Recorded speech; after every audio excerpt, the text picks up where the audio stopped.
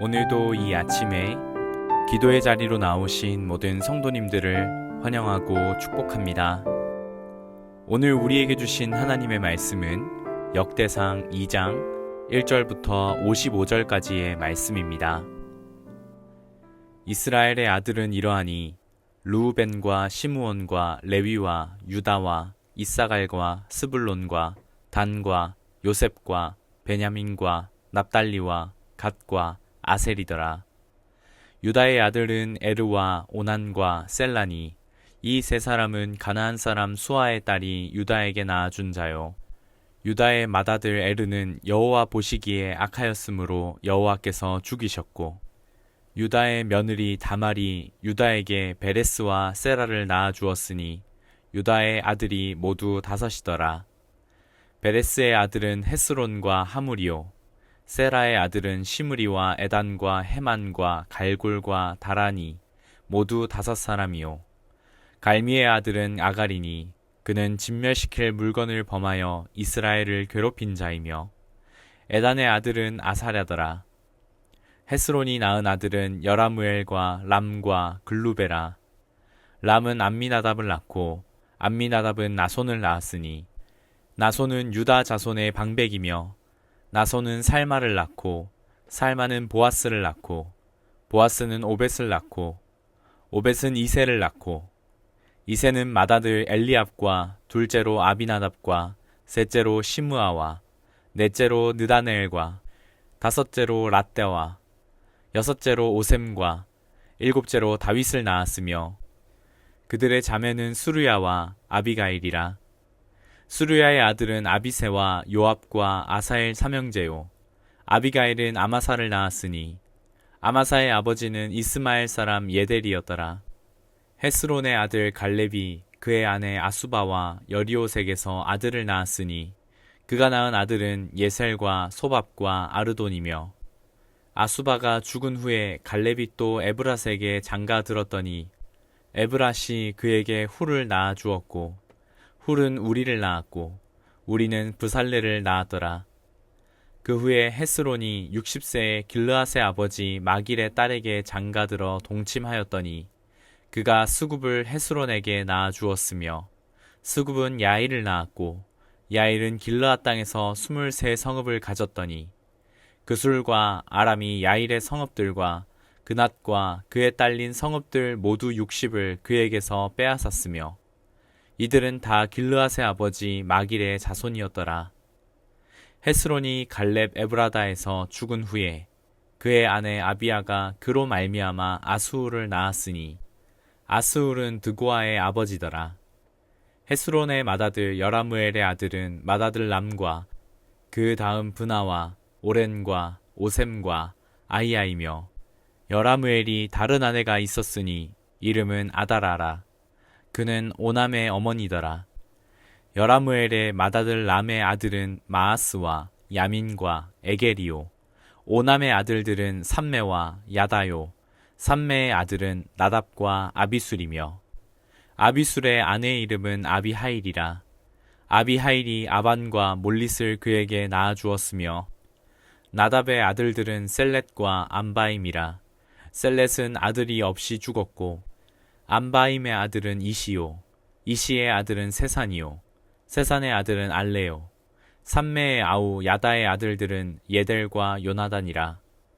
예델은 아들이 없이 죽었고, 요나단의 아들들은 벨렛과 사사라. 여라무엘의 자손은 이러하며, 세산은 아들이 없고 딸뿐이라.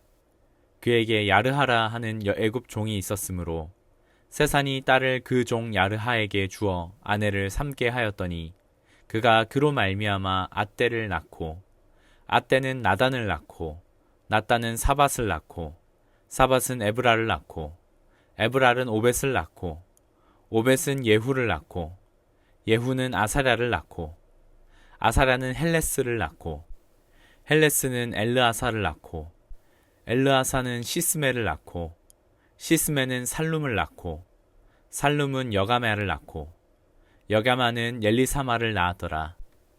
여라무엘의 아우 갈렙의 아들 곧 맏아들은 메사이니, 십의 아버지요.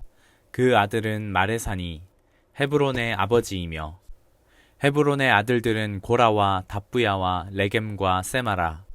세마는 라함을 낳았으니 라함은 요르그암의 아버지이며 레겜은 삼매를 낳았고 삼매의 아들은 마온이라. 마온은 벳술의 아버지이며 갈렙의 소실 에바는 하란과 모사와 가세스를 낳고 하란은 가세스를 낳았으며 야대의 아들은 레겜과 요단과 게산과 벨렉과 에바와 사압이며 갈렙의 소실 마아가는 세벨과 디르하나를 낳고 또 mat다나의 아버지 사압을 낳았고 또 막베나와 기브아의 아버지 스와를 낳았으며 갈렙의 딸은 악사여더라. 갈렙의 자손 곧 에브라다의 맏아들 훌의 아들은 이러하니 기랏 여아림의 아버지 소발과 베들레헴의 아버지 살마와 백가델의 아버지 하렙이라.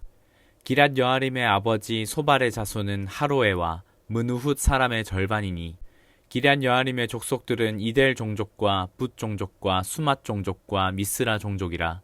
이로 말미암아 소라와 에스다올 두 종족이 나왔으며 살마의 자손들은 베들레헴과 느도바 종족과 아다롯벳 요압과 마나핫 종족의 절반과 소라 종족과 야베스에 살던 서기관 종족 곧 디랏 종족과 시므앗 종족과 수갓 종족이니 이는 다 레갑 가문의 조상 함마색에서 나온 겐 족속이더라. 아멘. 우리는 6월달부터 역대기의 말씀을 함께 나누게 됩니다. 역대기는 여러 가지 별명들이 있는데 우스갯소리로 성경의 수면제라고 하는 별명이 있습니다. 오늘도 그렇지만 역대상 1장부터 9장까지 이 전반부에 해당하는 긴 본문이 모두 족보로 진행되기 때문입니다. 누가 누구를 낳고 또 누가 누구를 낳고 이런 족보를 읽다가 보면 레위기를 읽을 때처럼 얼른 뒤로 넘기고 싶은 마음이 솟구칩니다. 또 사무엘 상하, 열왕기 상하의 내용이 반복된다는 느낌도 많이 받죠. 그런데 아이러니하게도 이 역대기의 또 다른 별명은 성경에서 가장 풍성한 영성의 광산이다 라고도 불립니다. 역대기 안에 믿음의 역사를 지나왔던 사람들과 사건들을 보면서 은혜를 발견할 수 있는 귀한 하나님의 말씀, 성경의 말씀이기 때문입니다.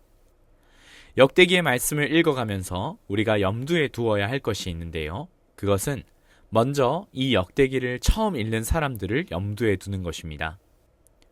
역대기는 포로 귀환 후에 쓰여진 책으로서 역대기를 처음 읽는 대상은 포로 귀환 후에 약 100년 정도의 시간이 지난 이후에 백성들에게 쓰여진 것입니다.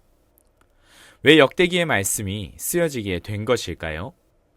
당시 이스라엘 백성들의 삶과 밀접하게 연결되어 있습니다. 포로에서 귀환한 지 많은 시간이 지났지만 여전히 이스라엘 백성들은 바사 제국의 지배하에 놓여져 있었고 백성들의 삶은 궁핍했습니다. 그러면서 이스라엘 백성들 가운데 속에서 의문이 생기게 된 것이죠. 우리가 포로로 돌아온 지 꽤 오랜 시간이 지났는데 우리는 아직도 하나님의 약속 안에 있는 언약 백성이 맞는 것인가? 하나님이 약속하신 하나님의 나라에 대한 언약이 유효한 것인가? 약속하신 회복의 때는 언제 오게 되는 것인가? 라고 하는 질문 속에 역대기는 이러한 질문에 대답하고 있는 것입니다. 하나님은 여전히 언약 백성 이스라엘을 돌보고 계시고 언약은 지금까지 한 번도 취소된 적이 없으며 여전히 하나님 안에서 신실하게 이루어져 가고 있다. 그리고 우리는 반드시 회복될 것이다 라고 하는 메시지를 주고 있는 것입니다. 우리가 이러한 성경을 바라보는 렌즈를 가지고 역대기 말씀을 보았으면 좋겠습니다. 역대상 1장에는 인류의 조상인 아담에서부터 시작하여 이스라엘의 조상들의 이름이 열거되고 있습니다. 이러한 모습은 하나님께서 지금 시리와 정체성의 위기 가운데 있는 백성들에게 너희를 향한 나의 원대한 계획은 창조 때부터 시작되었다라고 하는 것으로 위로를 건네고 있는 것입니다. 인류의 조상 아담을 창조하시고 뒤이어 등장하는 하나님의 약속과 관계된 이 조상들의 이름을 짚어가면서 내가 너희를 반드시 회복시키겠다. 다시금 새롭게 회복된 공동체로서 만들어 갈 것이다 라고 하는 하나님의 의지를 담고 있는 것입니다. 그리고 오늘 말씀 역대상 2장 말씀은 역대상 1장 34절로부터 그 족보가 시작되는데요. 역대상 1장 34절에 보면 아브라함이 이삭을 낳았으니 이삭의 아들은 에서와 이스라엘이더라. 이삭의 아들은 에서와 야곱이죠. 그런데 역대상에서는 굳이 이스라엘이라고 말하는 이유는 이스라엘 백성들의 민족적인 정체성을 다시 한번 확인시켜주기 위함입니다. 어지럽고 혼탁한 시대 가운데 우리의 정체성이 무엇인지를 기억한다는 것은 굉장히 중요한 문제라고 할 수 있습니다. 왜 우리의 정체성이라는 것이 중요할까요? 그 이유는 바로 하나님의 백성이라고 하는 정체성이 우리의 삶의 방향을 결정짓기 때문입니다. 역대기의 족보는 단순한 이름의 나열이 아닙니다. 하나님께서 아담에서부터 시작하여 아브라함과 이삭과 야곱, 이스라엘로 이어지는 족보를 통해서 하나님 나라의 백성으로서의 정체성을 확인시켜주고 있는 겁니다. 하나님은 이 족보 속에 이름을 남긴 사람들을 통해 하나님의 구속사를 이어가셨고 그 구속사의 줄기는 오늘날까지 이어지고 있다라는 메시지를 던지고 싶은 것입니다. 특별히 역대상 2장에 보면은 이스라엘 12지파 중에서 유다 지파의 계보를 굉장히 상세하게 기록하고 있고 다윗 왕의 족보가 나타나고 있습니다. 이것은 하나님의 구원의 계획이 어떻게 이스라엘이라고 하는 한 민족을 통해서 이루어졌는지를 보여주고 있는 것입니다. 다시 말하면 하나님의 백성이라는 정체성은 단지 나 자신만을 위해서인 것이 아니라 하나님의 나라를 세워가는 사명의 뿌리가 되기 때문에 지금 이 족보의 나열들을 통해서 시리에 빠진 이스라엘 백성들 가운데 하나님께서는 지금도 너희를 기억하고 계신다. 과거 너희 조상들을 내가 신실하게 이끌어 온 것처럼 오늘날 너희 가운데에도 내가 함께하며 너희를 이끌어 갈 것이다 라고 하는 사명의 뿌리를 일깨워 주시는 것입니다. 하나님은 포로로 돌아온 백성들, 그들에게 너희는 끝난 존재가 아니다. 너희는 망한 존재가 아니다. 나는 여전히 너희를 선택했고 너희를 통해서 나의 나라를 이루어 갈 것이다 라고 말씀하고 계신 것입니다. 그리고 이 말씀은 오늘날 동일하게 우리 가운데에도 말씀하고 있는 것입니다. 하나님은 우리를 향하여서 너는 여전히 나의 백성이고 너를 통해서 나의 나라를 이루어 갈 것이다 라고 말하는 것입니다. 그렇다면 우리는 어떻게 살아가야 할까요? 먼저는 우리의 정체성을 분명히 알고 살아가야 할 것입니다. 나는 하나님의 백성입니다. 세상은 우리의 정체성을 흐리게 하고 돈이나 성공이나 혹은 세상의 안정이나 기준을 가지고 우리를 평가하려고 하지만 우리는 하나님의 택하신 백성으로서 부름받았고 하나님의 나라의 영광을 위해 살아가는 존재임을 우리는 잊어서는 안 될 것입니다. 그리고 나의 삶을 통해서 하나님의 나라가 넓혀짐을 우리는 기억해야 됩니다. 하나님의 나라가 넓혀진다는 것은 단순히 교회가 커지거나 건물이 확장된다는 것만을 이해하는 것이 아닙니다. 오늘날 나의 삶에서 나의 일터나 나의 가정이나 내가 속한 그 영역 가운데 속에서 하나님의 성품을 드러내고 우리가 진리를 붙들고 세상에 구별된 삶을 사는 것이 우리가 하나님의 나라를 세워가는 삶이라고 할 수 있을 것입니다. 오늘 이 족보에 등장하는 이름들처럼 우리의 이름도 하나님 나라의 역사 속에 새겨질 수 있기를 간절히 원합니다. 그래서 나 하나의 믿음이 나의 가정의 믿음을 세우고 또 내가 속한 공동체의 영역에 믿음을 세우고 교회를 세워가며 하나님 나라의 역사가 우리의 삶을 통하여 넓혀져 갈 수 있기를 우리는 간구해야 할 것입니다. 그리고 마지막으로 우리의 시선을 하나님께 고정하여야 합니다. 특별히 하나님의 약속에 우리의 시선을 고정해야 됩니다. 비록 지금은 연약하고 부족해 보일지라도 하나님께서 우리를 기억하심을 믿고 오늘 우리에게 맡겨진 사명, 우리에게 맡겨진 정체성을 기억하며 오늘도 담대하게 걸어 나아갈 수 있는 우리 모든 사김의 교회 성도님들이 될 수 있기를 간절히 소망합니다. 오늘 말씀을 기억하면서 함께 기도하며 나아가셨으면 좋겠습니다. 하나님, 우리의 이름을 기억하시고 하나님의 나라를 위해 불러주심에 감사드립니다. 주님의 약속을 바라보며 오늘도 주님의 백성답게 살아가고 우리의 삶을 통하여 하나님의 나라가 넓어지게 하여 주시옵소서.